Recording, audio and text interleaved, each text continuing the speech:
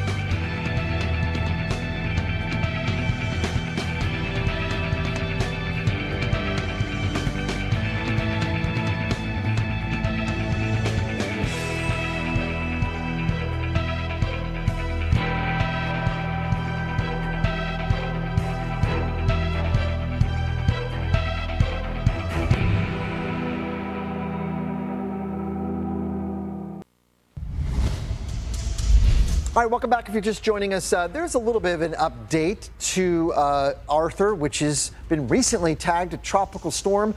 The winds are estimated to be around 45 miles per hour based on some buoy observations over the Gulf. These kinds of winds, a sustained 45, are not going to make it inland, but there is some indication that the winds offshore are a little bit stronger than previously forecasted by the National Hurricane Center.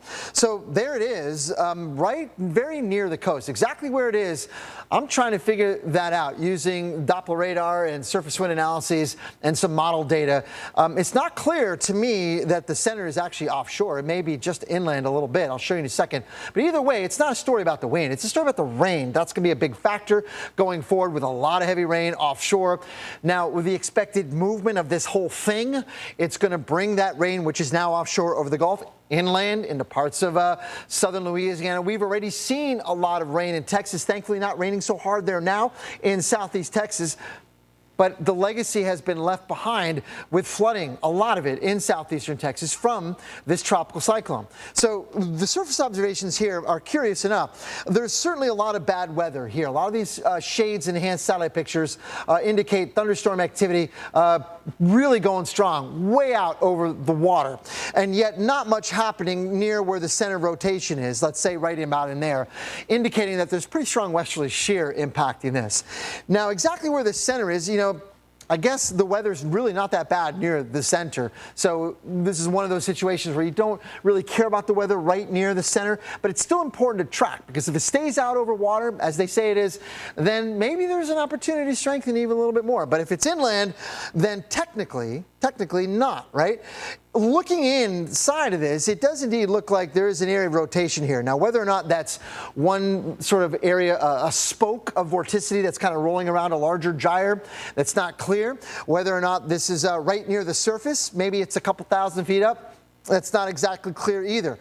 But if you look at some of these surface observations, it does indeed suggest and support the idea that perhaps the center is maybe a bit farther to the west and perhaps inland. But again, we're just talking about academics here. Let's move along. And, oh, by the way, the Doppler radar wind component here, right out of HGX, indicates that there's the shift between some indication of a southerly component to the wind and a northerly component to the wind there. So, again, highlighting the chance that this is actually still inland, the center is. But Kelly, there's the heavy rain, and we need to watch out because it's going to be coming into parts of Louisiana. We'll talk more about that. That in bulk is going to be moving on board and bringing that flooding threat to parts of the southern Gulf Coast. And speaking of heavy rain, we've had heavy rain in Chicago, Greg, where we got problems at the airport. Any flights that were hoping to arrive at O'Hare are being grounded, kind of held at those areas because of the thunderstorms that are in progress. And we're looking at Wrigley Field because, the Cubs,